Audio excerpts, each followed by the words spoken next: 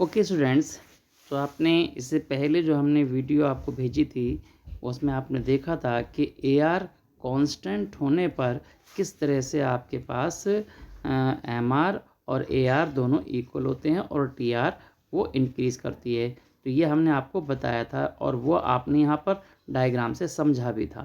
और अब हम आपको बता रहे हैं कि जिसमें आपके पास क्या होता है, जिसमें आपका जो AR है, अगर वो आपके पास कांस्टेंट नहीं है, कि what happen if AR is not constant.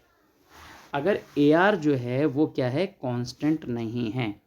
तो अगर हमारे पास, और ये हमेशा याद रखिए कि ये जो कंडीशंस आपके पास होती है वो कहाँ होती है, वो आपके पास होती है मोनोपोली कंडीशन या फिर मोनोपोलिस्टिक कंडीशंस, यानी मतलब मार्केट जो है वो मोनोपोलिस्टिक है या फिर मोनोपोली है। तो मोनोपोली में प्राइस जो है वो क्या होता है, वो डेविएट होता रहता है, वो चेंज होता रहता है। ओके। और जो परफेक्ट कंपटीशन है, परफेक्ट कंपटीशन में हमेशा आपको याद रखना है कि जो प्राइस होता है वो कभी भी चेंज नहीं होता है।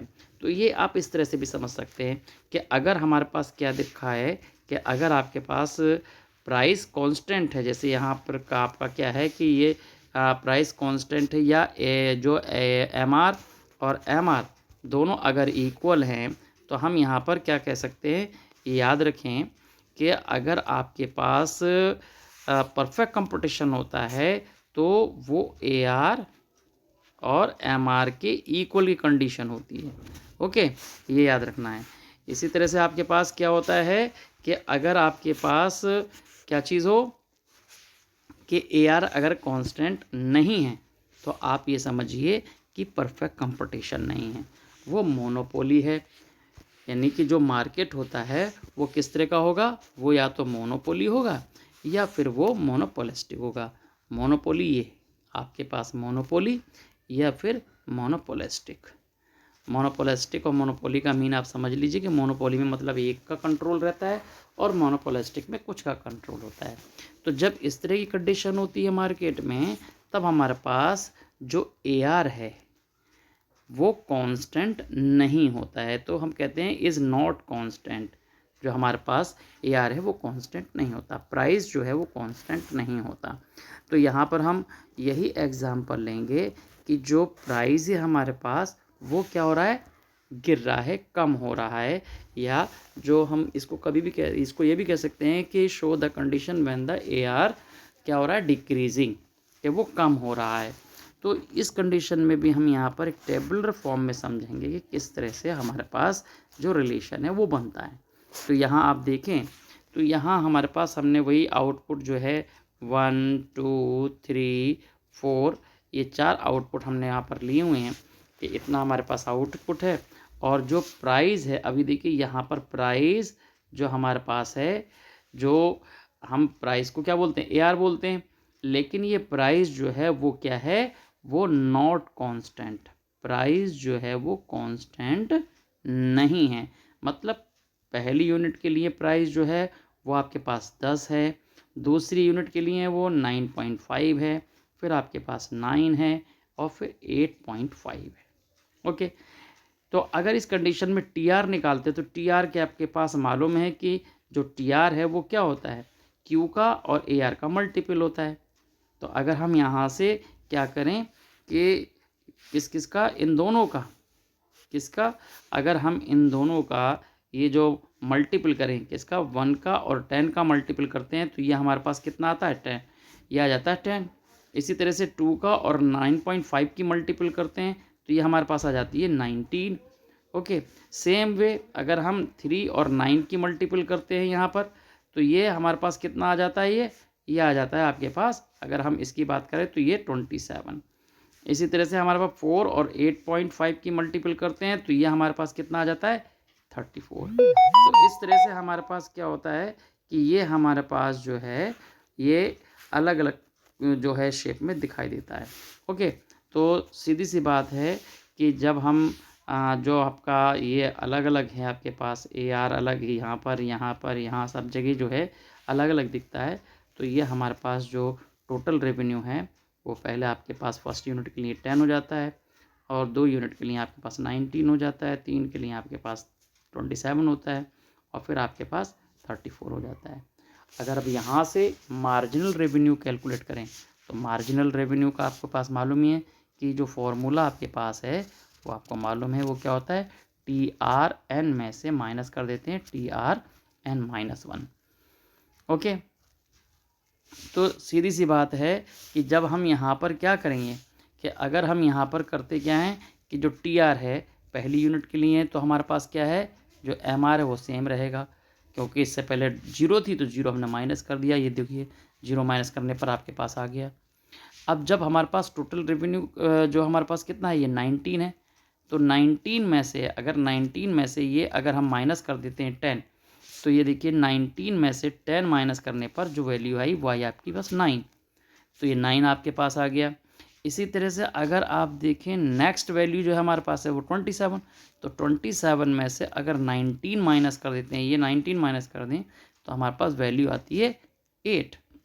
ओके, ऐसे नेक्स्ट में आपके पास कितनी वैल्यू आती है, अगर ये 34 है तो ये हमारे पास आती है 7, क्योंकि हमने यहाँ पर 27 जो है किस में से माइनस कर दिया, 34 में से, तो हमारे पास ये वैल्यू आ गई।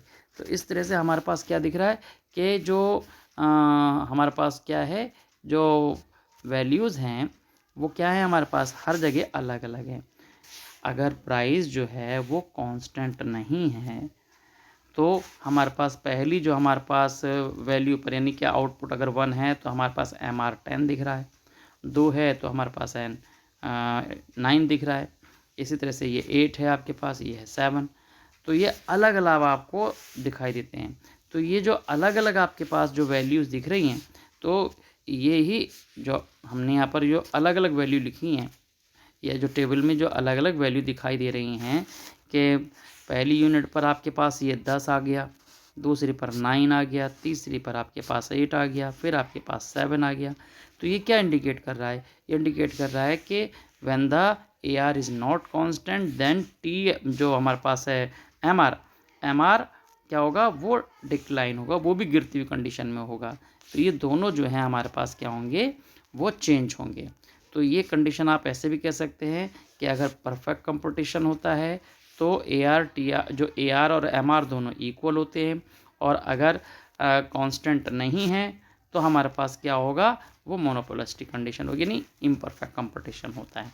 तो ये चीज़ आपको यहाँ समझ में आ गई कि AR के कांस्टेंट ना होने पर MR जो है वो डिफरेंट होगा। ये देखिए सारे डिफरेंट आपको दिखेंगे।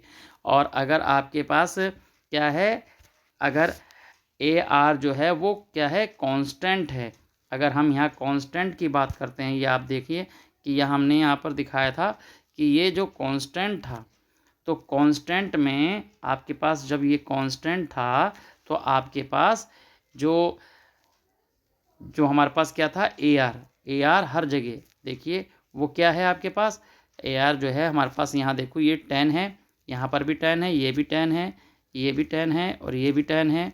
इस तरह से क्या था, ये सब इक्वल थे आपके पास, ये सब इक्वल थे। तो जब AR कांस्टेंट होता है तो MR और क्या AR दोनों इक्वल होते हैं, और अगर कांस्टेंट नहीं होता है तो AR और MR इक्वल नहीं होते हैं। तो ये टेबुलर फॉर्म में आपने देखा कि दोनों कंडीशन में आपने देख लिया कि AR के कांस्टेंट होने पर क्या कंडीशन होती है, और अगर बराबर ना हो तो क्या कंडीशन होती है, और अगर इक्वल होते हैं तो कंडीशन क्या होती है। तो ये चीज़ आपको समझ में आ गई। ओके, तो ये हमारे पास रहा था कि जब हमारे पास AR जो है वो कांस्टेंट नहीं होती है। अब जब कांस्टेंट नहीं होती है तब हम क्या करेंगे, हम ये देखेंगे कि इसका जो डायग्राम है वो कैसे बनेगा। ओके, तो डायग्राम में हमारे पास इस तरह से आपके पास आता है कि जब अगर हमारे पास क्या है कि अगर हम यहाँ देखते हैं कि ये जो हमारे पास अगर क्या चीज़, ये जो आपका प्राइस जो है वो क्या है, कांस्टेंट नहीं होता है, तो मतलब आप यहाँ देखें ये एक डायग्रामेटिक प्रेजेंटेशन में हम यहाँ देख रहे हैं कि अगर AR कांस्टेंट नहीं है तब किस तरह की कंडीशंस होती है। तो याद रखना है इसके अंदर आपको पहले आपको क्या दिखाना है, टोटल रेवेन्यू देखिए टोटल रेवेन्यू हमेशा क्या होगा, वो इंक्रीज़ होगा, और इंक्रीज़ होने के एक जब क्या होता है कि डिमिनिशिंग रेट से इंक्रीज़ होता है, और फिर क्या होता है वो मैक्सिमम होने के बाद वो डाउन होने लगता है। कब? जब प्राइस जो है वो कांस्टेंट नहीं है। तो अगर कांस्टेंट नहीं है तो ये कंडीशंस आपकी रहती है, और अगर कांस्टेंट होता है तो वो आपको हमने डायग्राम में पहले ही समझा दिए।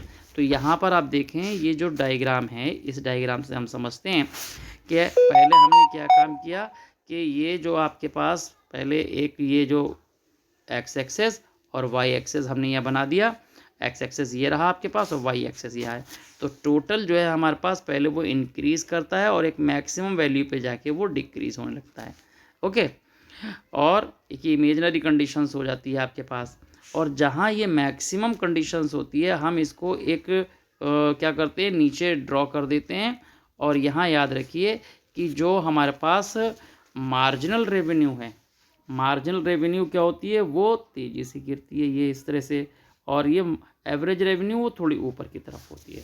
तो याद रखना है कि जहाँ पर मार्जिनल रेवेन्यू जीरो होता है वहाँ पर जो टोटल रेवेन्यू है वो मैक्सिमम होगा। और याद रखना है कि अगर ए आर जो है वो क्या हो जाए, जीरो हो जाए, तो टी आर भी ज़ीरो हो जाती है। ये एक इमेजिनरी कंडीशन है, ऐसा होता नहीं है कभी भी। ओके, क्योंकि प्राइस ज़ीरो होने पर इसका मतलब है कि उसकी आर्टिकल की जो है वो कॉस्ट ही नहीं है। तो इस तरह से हमारे पास क्या होता है कि यहाँ आपको याद रखना है कि ए आर जो है हमारे पास ज़ीरो होने का मतलब है कि जो प्रोडक्शन है वो है ही नहीं, टोटल रेवेन्यू होगा ही नहीं।